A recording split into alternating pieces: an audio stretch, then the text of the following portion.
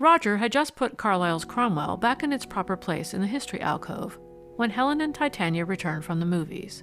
Bach, who had been dozing under his master's chair, rose politely and wagged a deferential tail. "I do think Bach has the darlingest manners," said Titania. "Yes," said Helen.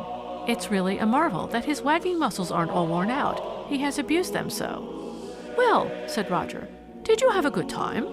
"An adorable time," cried Titania, with a face and voice so sparkling that two musty habitués of the shop popped their heads out of the alcoves marked Essays and Theology and peered in amazement.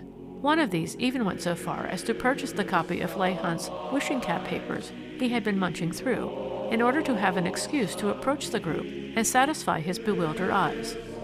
When Miss Chapman took the book and wrapped it up for him, his astonishment was made complete. Unconscious that she was actually creating business, Titania resumed. "We met your friend Mr. Gilbert on the street," she said, "and he went to the movies with us. He says he's coming in on Monday to fix the furnace while you're away." "Well," said Roger, "these advertising agencies are certainly enterprising, aren't they? Think of sending a man over to attend to my furnace, just on the slim chance of getting my advertising account." "Did you have a quiet evening?" said Helen. "I spent most of the time writing to Andrew," said Roger. "One amusing thing happened, though. I actually sold that copy of Philip Drew." "No!" cried Helen.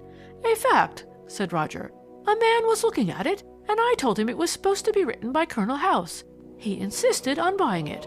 But what a sell when he tries to read it." "Did Colonel House really write it?" asked Titania. "I don't know," said Roger.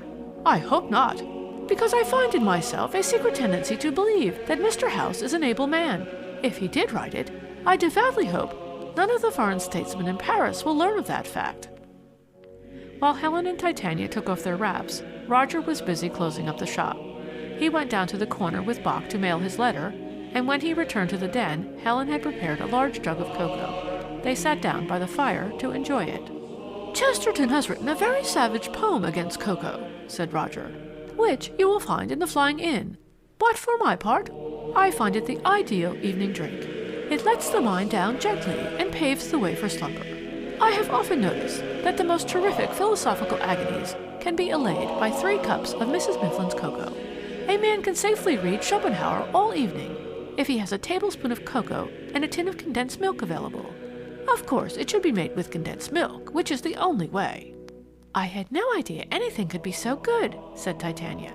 "Of course, Daddy makes condensed milk in one of his factories, but I never dreamed of trying it. I thought it was only used by explorers, people at the North Pole, you know." "How stupid of me!" exclaimed Roger. "I quite forgot to tell you. Your father called up just after you had gone out this evening and wanted to know how you were getting on." "Oh, dear," said Titania.